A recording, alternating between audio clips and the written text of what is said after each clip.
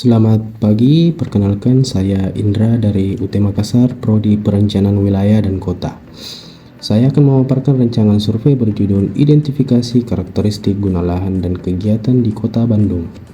Paparan ini berfokus pada bagaimana penggunaan lahan dan kegiatan di atasnya dapat dibaca, dipetakan, dan dipahami sebagai dasar perencanaan kota. Perkembangan kota tidak hanya soal bertambahnya bangunan dan penduduk, tetapi juga transformasi fungsi lahan. Doxiadis menjelaskan proses penetrasi, invasi, dominasi, hingga suksesi yang sering kali berjalan tidak sejalan dengan rencana tata ruang, sehingga memicu berbagai persoalan. Masalah utama yang dihadapi adalah ketidaksesuaian antara pemanfaatan ruang dengan rencana tata ruang. Pembangunan yang tidak terkendali dapat mengganggu struktur kota, memicu konflik pemanfaatan lahan dan menimbulkan dampak sosial, ekonomi, serta lingkungan yang tidak diinginkan. Dalam konteks tersebut, identifikasi karakteristik guna lahan menjadi sangat penting. Dengan mengetahui fungsi dominan suatu kawasan dan bagaimana ruang dimanfaatkan, kita dapat membaca pola transformasi, mengantisipasi dampaknya, dan merumuskan respon perencanaan yang lebih tepat. Guna lahan tidak bisa dilepaskan dari kegiatan yang berlangsung di atasnya. Tugas penting dalam survei ini adalah melihat apakah aktivitas aktual di suatu persil selaras dengan fungsi lahan yang direncanakan, atau justru menimbulkan gejala penyimpangan dan tekanan transformasi. Sasaran survei ini meliputi 3 hal. Yang pertama, mengidentifikasi karakteristik guna lahan di Kota Bandung.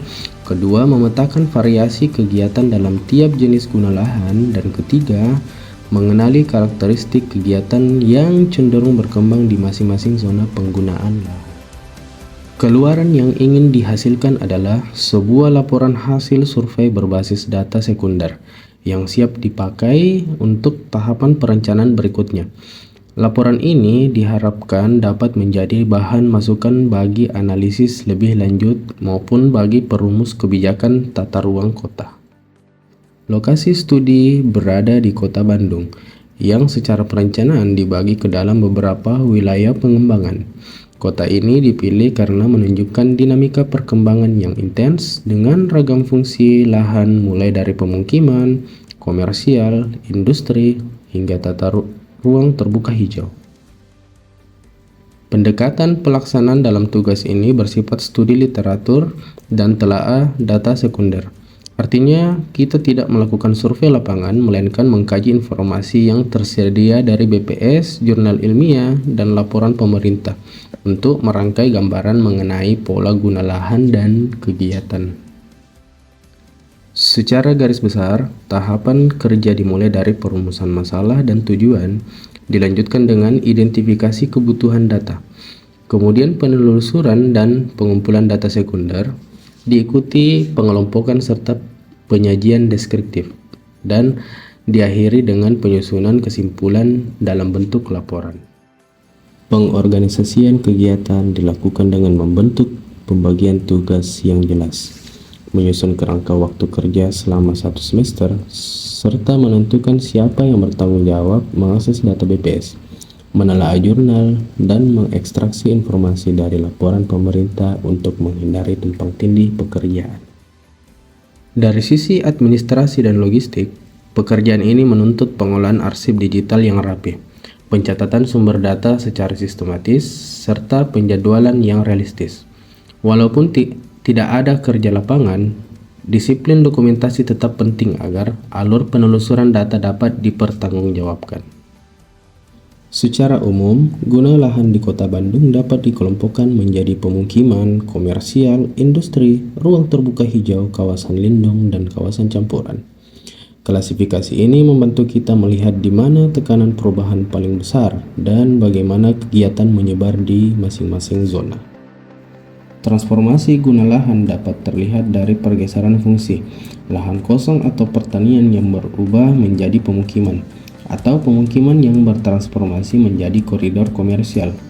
Pola ini mencerminkan tahapan yang dijelaskan Doxiadis, mulai dari penetrasi hingga suksesi fungsi baru. Dalam konteks ini, pemerintah memiliki peran penting untuk mengendalikan dan mengarahkan pemanfaatan ruang.